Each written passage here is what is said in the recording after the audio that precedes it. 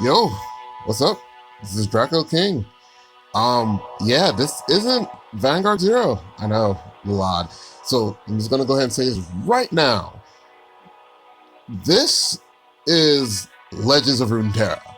No, I'm not switching over to doing like pure Legend of Runeterra battles and whatnot, and the whole deep dives and everything. Because honestly, I'm using this game more as a kind of escape from rank from Vanguard Zero for the moment. Vanguard at the moment is kind of overflooded with people playing a little bit of Link Joker more than they should. No. So, and also, I kind of got finished watching Arcane on Netflix. Arcane is a really good show. Now, and also, I'm not that heavy on the lore of like League of Legends to start with. So Arcane kind of got me like wanting to see and do more with it. Not playing League, obviously, but this is a free to play option that is really, really cool. Now, also full disclosure, I'm not that good at this game. Literally, I only wanted one deck, and because of the stuff that's going on in the actual game right now, I was able to make that deck. I'm kind of happy. It's an Echoes deck. I really wanted it. I've gone through a couple different variations, but I can show kind of how I've done with it. Now, this system is a little bit different because all the cards that I would normally show are on the side, but this is the main champion that I have. His name is Echo. I love this card. I love Echo because in the show, he is a freaking fantastic character.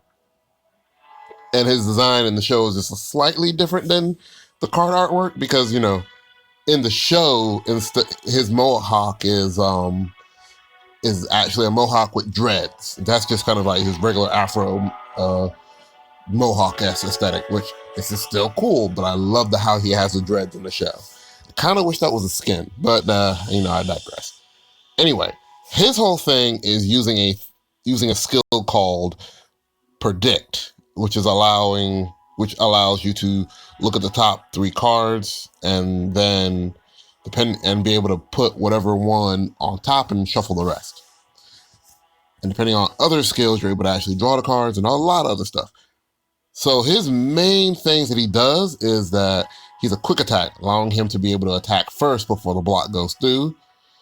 And then he has a strike skill, which allows him to create a fleeting time trick card and add it to hand. And I know there's a lot of keywords, a lot of stuff, but trust me, all this stuff is really cool. So the idea behind the Echoes deck is that you use the main skill Predict over and over again to look at the top 3, which pings Echo. Now this pings Echo not just for him to be in your hand or on the field, but also in your deck. So you don't even have to have him in your hand to start pinging his ability. Because as long as you have been predicting for up to 4 times, the moment that he put him into play for the first time, he will flip to the other side, which he'll get a +1 attack and +1 in his health. He'll still have quick attack, but he'll have a new strike skill. Because this time, when he actually does a strike, he'll create a fleeting 0-cost time trick. You'll be able to get that time trick for free. Now, you might also be asking yourself, why is time trick so important? This time trick is a burst type card, which basically means like it's instantaneous. When you activate it, your opponent can't counter it. It just happens. So you can predict and then look at the top 3 and then basically choose what card's going to be on top, and then you immediately draw it. It's really good, and especially being able to pull that off for free, fantastic. There are other cards that you're able to do as well. Echo's Call Shot can be produced from having different copies of Echoes as well, which will create when you play that card, you can draw a card, and then you can create a parallel convergence, and that puts it in the deck, and another Echoes to put in the deck. And also, Echoes himself, when he flips, he creates 3 copies of Chrono Break. It's basically any card that ends up getting any units that are destroyed during that turn, doesn't matter if it's your opponent's turn or your turn, if they get destroyed and die that round, you can bring them back and you get another attack, even if it was your opponent's turn. And that's kind of really cool. Parallel Convergence allows you to have a free attack, but it copies all your allies that you have on your field, and it gives you a free attack with them. That's why it costs 4, and that's why it's really good. So yeah, that's the main champion that I use. I do have another champion that I also use, and that's Vi. Oh, Vi, I should say. Vi is a really interesting card because while she is in play or in your hand, she can get a +1 for every card you put in play, but she only can get a max of 8. Meaning she wants to be at 10. When she actually performs a strike, when she's at 10, she levels up. AKA she flips over to this. And this time, when they strike, she can also deal 5 damage to a Nexus, which is really cool. And also, if you get different copies of Vi in your hand, you can get this burst card, which gives +2 to an ally that round. Then it creates a fleeting version of it as well, and it creates another Vi. It kind of becomes a little bit of a loop. So, like I said, the entire idea behind how this deck works is it works off Predict. You want a lot of cards that have the ability to give you Predict. I have a 0 cost that does it. There's a landmark card that does it. When you put into play, you can predict. And then it has a countdown of 2 to help you summon this Clockling, which is just a body on the board. When you predict, certain cards can proc abilities. So if this card, drop board, is in your predict top 3, he actually can be summoned off of it, which is a free card on board. Fallen Feline is really interesting because when you put it into play, it creates a crystal. And it adds that to the bottom 10 cards in your deck. This crystal, if you see it in your predict top 3, you immediately draw it. And when you put it into play, it deals 2 damage to all of your opponent's enemies and to their Nexus, which is basically their health. Really interesting. And then, of course, you got other cards that just predict. This is a very incomplete style deck, but I have 2 copies of Call Shot in the deck already. I've maxed out 3 time tricks. Merciless Hunter because it's fearsome, meaning that they have to have a power of 3 to be able to actually hit it. And then and then when it puts into play, make one of your opponents vulnerable, which you can force them to guard. This card makes copies of whatever you predict whatever you decide to put on top of your predicts. So that's pretty okay. Quicksand for just lowering power. Aftershock, being able to destroy deal damage or destroy a landmark or opponent. This card helps you draw, but also helps your opponent, but they have to discard the highest card in their hand, which is actually pretty decent. So negate, you have to destroy one of your own allies or mana gems to be able to use it, but it's still good. This allows you to give your champions +2, and that could be anywhere, but as long as your ally has to strike another unit, and if that unit dies, it does that, which is really cool. So yeah, I have not ever done a type of video like this for this game at all. So this is just a big old trying it out. And like I said, the fun part about me doing this, I made this deck completely for free. Not a single penny has gone into this game. And I'll be 100% with you. I only wanted to really build this deck. And later on, I more than likely will try to build another deck that I have been thinking about around a certain champion. I don't even have it yet. But with the way that this game is, that I play it, I can more likely get it and not have to overextend myself. And another good thing about this is that I don't have to technically go against the actual another person.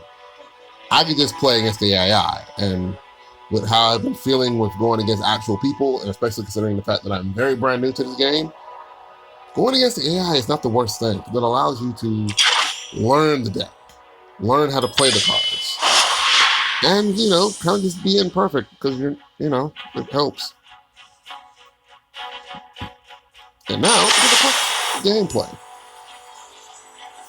I'm pretty sure a lot of other people have played this game and do enjoy it for just how good it is to play for free. Alright, so we'll put that back. Oh yeah, from the top 4, you start with 4 cards, and then you can start putting cards back. And I'll also put that back, but I don't want it. Hey, yeah, good start. And I'm going first. Oh wow. So, we'll go ahead and just put the following streets down. Ooh, that's loud.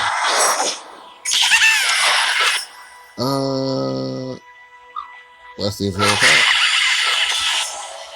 Let's see if he'll guard it. Yeah, or turn it down. We'll see the media thing. Apologies. I wasn't really sure how well the audio would do, so I do apologize for it being very loud at the start. Oh, that's fun. Well, it's gonna just happen. So they created 2 scatterbugs. Oh, that's fun. Alright, well, we'll put down this Chronomancer. And yes, we got a guard. We got a good guard. Okay, so we'll put, I kind of want to put another one of them. Yeah, we'll put another Chronomancer up. Always rely on you to keep us safe. Uh-huh, yeah, I figured that was going to happen. We'll guard with these 2. Block. We got lucky with being able to get the drop board. That was really lucky. I appreciate my luck like that. And now, because of the predict, I got that. See? Look at this. Playing the game.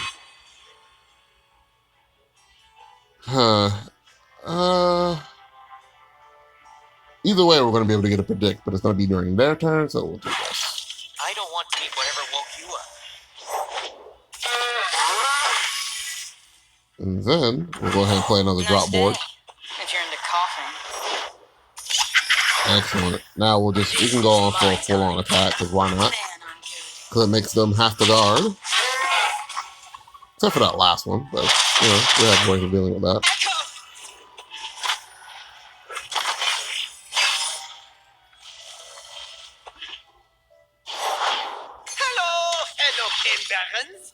Oh, I don't like that. I hate when they do that. But oh well, that's part of that. It gave us a chance to be able to do something about it, but I just chose not to. But they were gonna shadow clone. I really don't feel like doing anything else, so we'll wait and see. Yeah, I feel like we'll do that. Okay, so I feel like doing this more.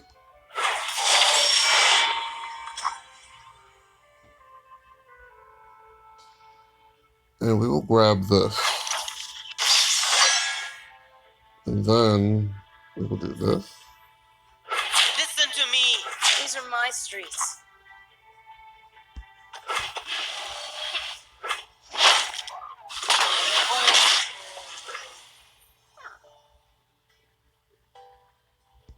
And we'll pass.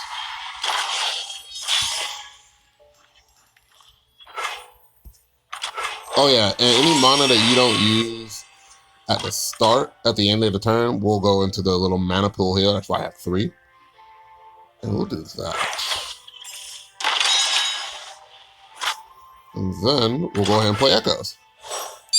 But because we played so many different predicts, he will immediately flip. Yeah, he's a rewinder. It's so cool. It ain't my favorite time-traveling genius punk, buddy. Well, I'd be weirded out if I wasn't. Okay, well. Yeah, okay, well, why not? Because I feel bold. Like so. It's not safe.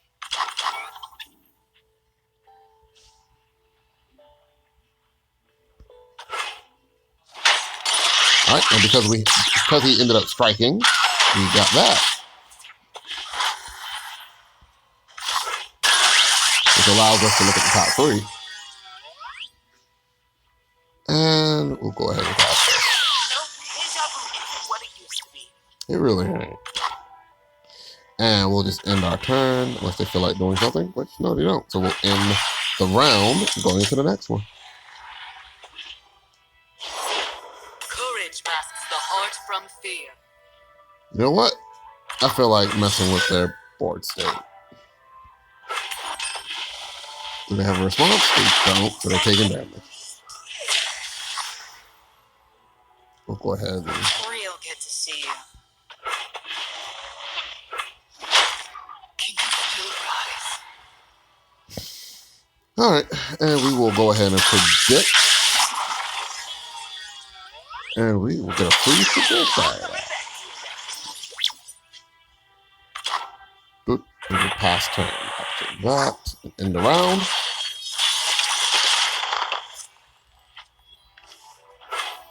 Go ahead and put the fallen feline down. Took a few timelines, but you're okay now, right?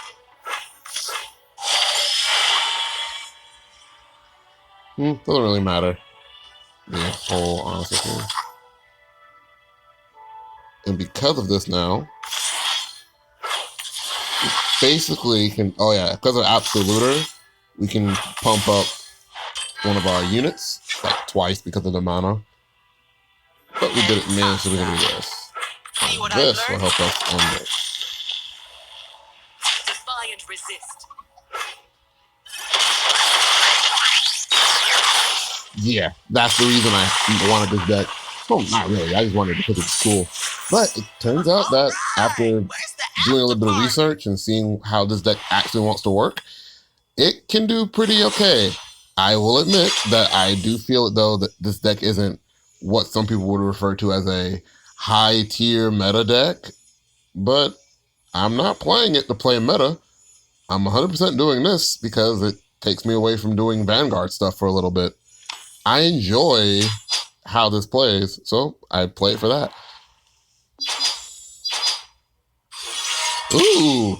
So yeah, apparently the champion mastery is a thing, so you can actually see like how comparatively, like, are you new with the cards, or how much you've been playing with it. So yeah, I played against like one person once, and I kind of noticed that. So yeah, that's cool.